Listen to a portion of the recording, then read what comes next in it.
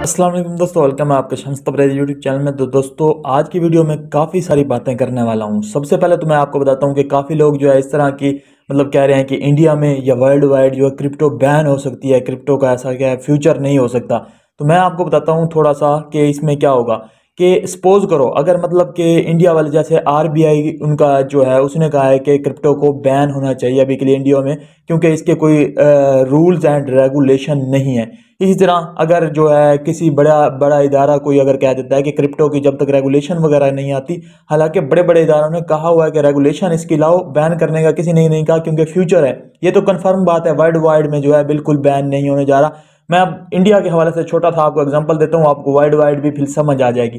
तो इंडिया में आरबीआई ने कहा है कि इसको बैन होना चाहिए, और ये पहली दफा उसने नहीं कहा, वो बहुत दफा ऐसी बातें कर चुका है कि इसको बैन होना चाहिए, क्योंकि रूल्स एंड रेगुलेशन जो है इस पे अभी रेगुलेशन इसकी जैसे बनेंगी उसके बाद जब होना चाहिए तो होना चाहिए, अभी इसको नहीं होना चाहिए। क्योंकि ये जो है इस तरह का स्कैम होता है, आप कोई भी ट्रांजैक्शन कर देते हैं, इतनी बड़ी बड़ी जो है आप भेज देते हैं रकम मुल्क से बाहर। और फिर इन बैंक्स का क्या होगा, बैंक्स ने मैं कहता हूँ ये जो बगैरती लगाई हुई है इनका फिर क्या होगा अगर क्रिप्टो जो है फ्यूचर बन गई। ब्लॉकचेन जो है, अगर ब्लॉकचेन से वोटिंग होने लग गई तो फिर पॉलिटिशियंस का क्या होगा, जो ये के घपले वगैरह करते हैं, धांधली वगैरह करते हैं वोटिंग में, ये भी सारी खत्म हो जाएगी अगर ब्लॉकचेन पे वोटिंग होने लग गई।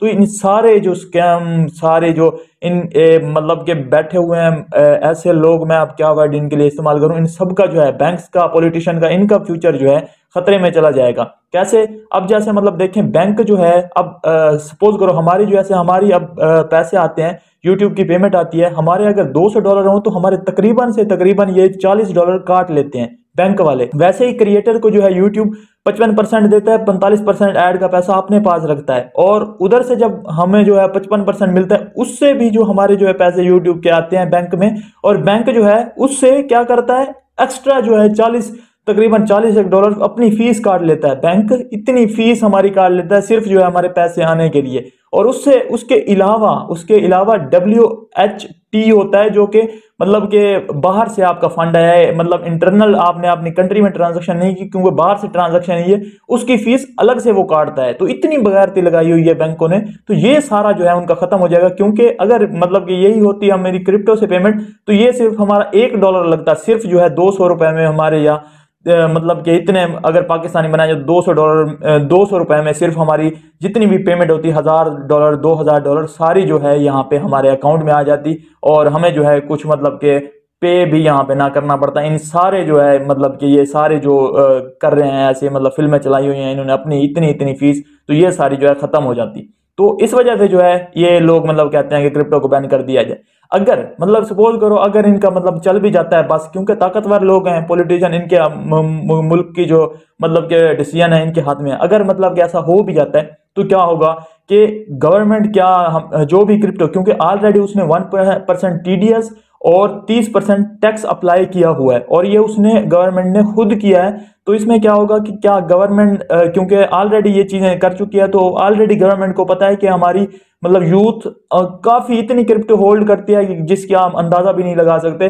तो क्या वो जो क्रिप्टो है वो कहाँ जाएगी, कि वो सारी जो पैसे हमने इन्वेस्ट किए हुए हैं वो सारे वेस्ट हो जाएंगे, वो कॉइन जो है वो बर्न हो जाएंगे? क्या ऐसा नहीं होगा, क्रिप्टो को बैन नहीं किया जा सकता। क्या वो क्रिप्टो फिर गवर्नमेंट लेगी, गवर्नमेंट अपने पास रखेगी और उनको पे करेगी जिनके पास क्रिप्टो पड़ी हुई है? इतनी बड़ी तादाद में क्रिप्टो खुद गवर्नमेंट कोई भी उसका पे नहीं करती और खुद भी ले नहीं पाएगी। उसके लिए कोई रूल एंड रेगुलेशन बनाए जाएंगे, बैन नहीं किया जाएगा। उसके साथ साथ एक और बात लाई जा रही है कि 1% TDS और उसके बाद 30% टैक्स तो है ही है, लेकिन 28% GST अब लगाने का सोच रहे हैं कि अगर बैन नहीं भी करना तो 28% GST लगा दी जाए। तो ये भी आपको क्लियर कर दूं कि GST तो ऑलरेडी क्रिप्टो पे लगी हुई है, लेकिन उसका कोई के स्केल नहीं है कि जैसे हम गोल्ड पे जो है 3% GST पे करनी होती है, वो फिक्स है।